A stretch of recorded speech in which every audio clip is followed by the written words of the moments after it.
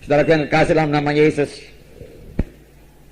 biarlah semua kita lapar dan haus akan kebenaran, lapar dan haus akan firman Tuhan, lapar dan haus akan kuasa Tuhan, lapar dan haus akan urapan Tuhan, lapar dan haus akan mujizat Tuhan, lapar dan haus akan hikmat daripada Tuhan.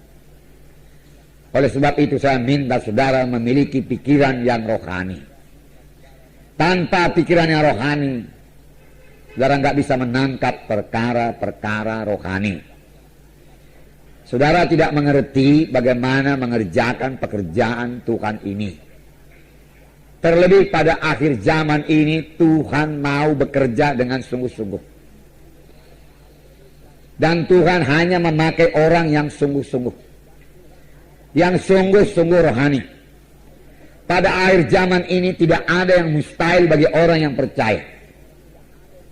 Saudara rindukan sidang 100 orang, Tuhan berikan 100 orang. Jangan batasi kuasa Tuhan. Tapi apakah saudara rindu?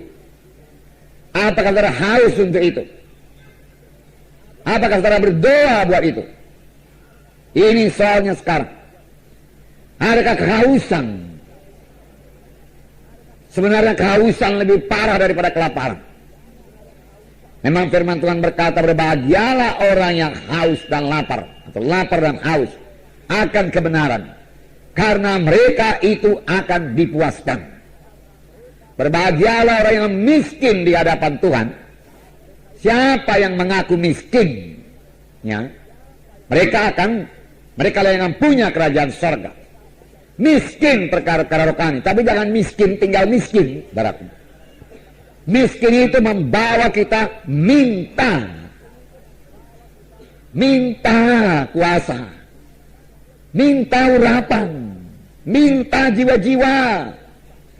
Miskin pelayananku Tuhan, miskin sidangku Tuhan, miskin jiwa-jiwa, miskin kuasa, miskin urapan. Tetapi maunya kita jangan miskin secara rohani, amin.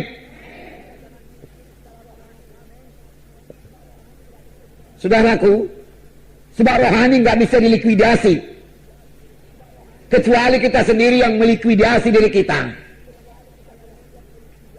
Kita sendiri yang nggak mau kaya rohani. Kita sendiri yang nggak ngejar perkara-perkara rohani, kita merasa puas. Tapi jangan saudaraku krisis rohani, saudaraku. Oleh sebab itu mari lapar dan haus akan perkara-perkara rohani. Firman Tuhan berkata, jikalau kamu mengasihi dunia ini, jikalau kamu memikirkan dunia ini, memikirkan materi dunia ini, ya, memikirkan kebesaran dunia ini, tidak ada padamu kasih Bapa. Tidak ada padamu pikiran rohani. Ini artinya, saudaraku, kejar dunia ini. Kejar dunia ini, saudaraku. Saudara, dunia pun tak dapat kalau kita mengejar dunia ini. Apalagi hamba-hamba Tuhan, saudaraku, kejar dunia, nggak akan dapat dunia. Tahu saudara mengapa nggak dapat, saudaraku? Karena firman Tuhan berkata, cari dahulu kerajaan Allah, baru dunia ditambahkan, amin. Nah, cari dahulu kerajaan Allah, lalu dunia ditambahkan.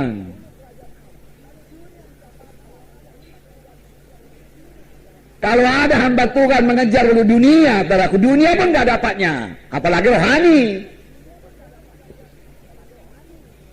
Kejar kerajaan Allah, lalu dunia diberikan Tuhan.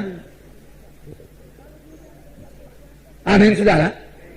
Ya, kerjakan sungguh-sungguh pekerjaan Tuhan, lalu dunia diberikan Tuhan. Amin, saudara. Nah,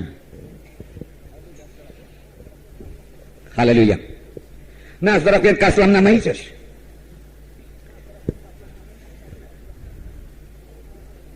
Kita melihat sidang pertama, bagaimana lahirnya gereja. Gereja lahir dengan kuasa, amin. Gereja lahir dengan kuasa dan berjalan dengan kuasa dan akan diangkat dengan kuasa. Dan hanya gereja yang berkuasa, gereja yang menang, gereja yang suci yang diangkat Tuhan, amin. Dan pada akhir zaman seperti ini, tanda-tanda akhir zaman, pada hari-hari terakhir, firman Tuhan bicara mengenai hari-hari terakhir, amin saudaraku. Hari-hari terakhir, ini sudah hari-hari terakhir saudaraku. Zaman akhir sudah dimulai saudaraku, waktu pencurahan Roh Kudus. Sebab Petrus berkata, pada hari-hari terakhir aku akan mencurahkan rohku, amin. Dan itu sudah 2000 tahun yang lalu. Dan kemudian saudaraku, 2000 tahun kita ini hidup pada hari-hari terakhir dari hari-hari terakhir. Nah, apakah kita masih mengejar dunia? Hari-hari terakhir dari hari terakhir, tanda-tanda akhir zaman sudah genap lah ini saudaraku. Banyak sekali sekarang orang Kristen berdoa. Kalau ada keributan kita nggak bisa menginjil, saudara. Nggak bisa seperti ini. Makanya perlu berdoa. Firman Tuhan juga berkata, berdoalah buat pemerintahan, supaya kamu memperoleh pemerintahan yang baik. Firman Tuhan berkata, kita harus berdoa supaya pemerintahan kita pemerintahan yang baik. Dan itu hanya bisa didoakan oleh orang yang rohani. Kalau saudara nggak rohani, saudara nggak berdoa buat itu. Saudara, kita harus memikirkan dan mendoakan negara kita ini juga, amin saudaraku.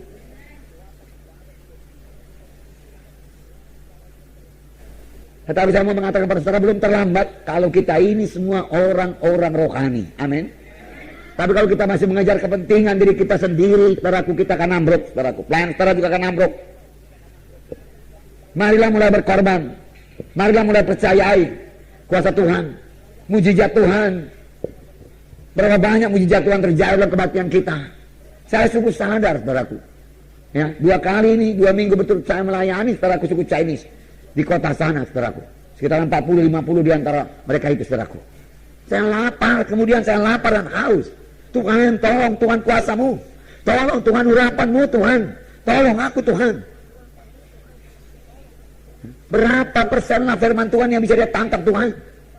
Mereka tidak biasa dengan firman Tuhan. Saya kasih firman Tuhan yang sangat sederhana kepada mereka, saudaraku.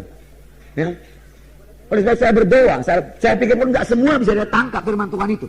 Tapi saya berdoa, Tuhan, siapa yang saya letakkan tangan dalam nama Yesus, dia mesti mengalami kuasamu, Tuhan, di dalam nama Yesus. Aku rindu kuasamu, aku rindu urapanmu. Tidak bisa tidak, Tuhan, saya katakan. Saya berdoa, beberapa jam saya berdoa, baru saya berangkat, saudaraku.